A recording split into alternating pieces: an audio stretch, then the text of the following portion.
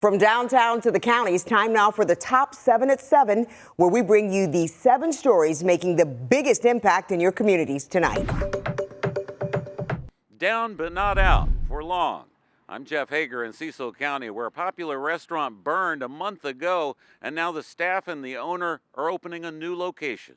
Just a week after the fire in Elkton at Unwind on the Water, which left John Bragg and his staff of more than 24 employees out of work, the owners of the former Chesapeake Bay Golf Club property south of the town of Northeast came to their rescue with a site to open a new restaurant at White Oak Manor. The new restaurant features a new menu with fine dining items rather than the popular fare at the waterfront restaurant, which burned down. But the owner says he still plans to reopen on that site as well. That could be a location that we run in partnership with this location. So we have met with the town. We're seeking expedition of the permits so that we can get started over there. And we hope to have something under roof and be able to operate over there this summer. In Cecil County, Jeff Hager, WMAR-2 News. I'm Jeff Morgan. Maryland's federal delegation is pushing for a bill in Congress that would designate a National Museum of the Blind right here in Baltimore. Blind people have helped shape this country, and soon a museum could celebrate their achievements right here in Baltimore. Maryland's federal lawmakers are working to dedicate a national museum for the blind to be located at the National Federation of the Blind headquarters. The stories of blind people are worthy of preservation, study, and celebration at the highest levels of our nation. They are stories of joy, accomplishment, and determination. Those stories include climbing Mount Everest. Eric Weidmeyer became the first blind person to accomplish that in 2001. Currently, a series of plaques commemorate the achievement. Blind people are much closer to equality in society than ever before, but blindness is still feared more than cancer and death itself. But not by those of us who are living the lives we want every day as people who happen to be blind. The museum needs approval from Congress to become federally recognized. That's where Congressman Kwesi Mfume and Senator Chris Van Hollen come in. So when the museum opens its doors, and it will, we're going to fight this tooth and nail to win this. When it opens its doors, as you know, it will be the first museum of its kind. The museum being designated as the National Museum for the Blind will give it certain advantages. It would provide federal protections and easier access to funding. It will be the first museum owned and operated by blind people in the U.S. In Baltimore, Jeff Morgan, WMAR-2 News.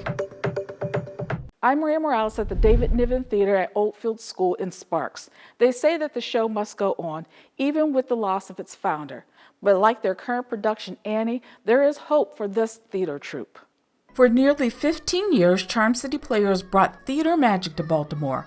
After co-founder Stephen Knapp passed away earlier this year, many wondered if the curtain had fallen for good.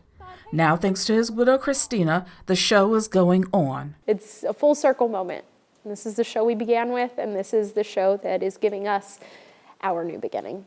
Annie's final performances are this weekend at Oldfield School.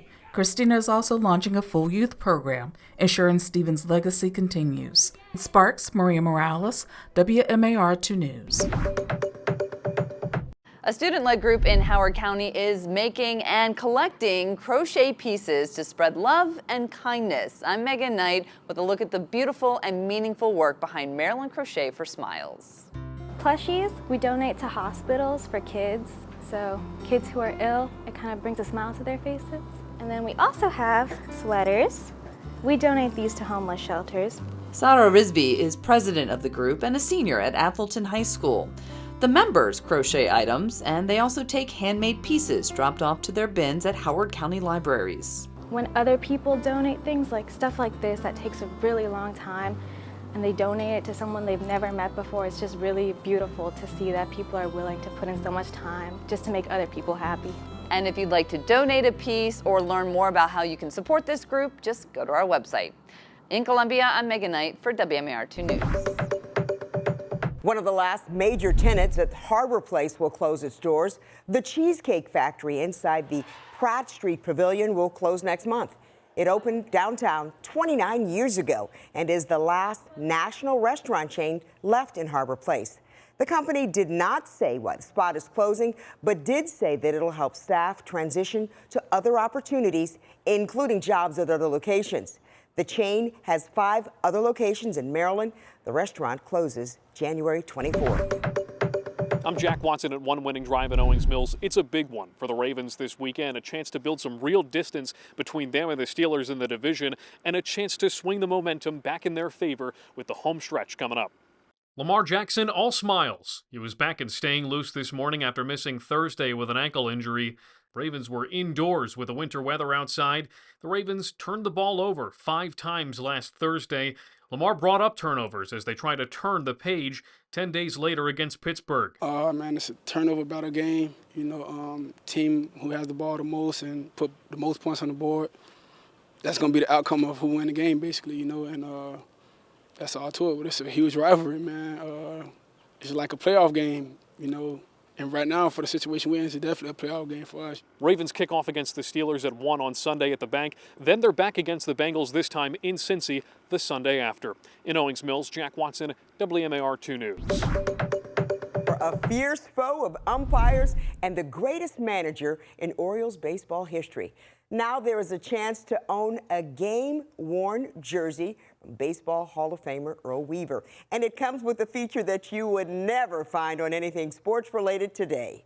It comes with a custom sewn-in pocket inside where Weaver could put his pack of cigarettes.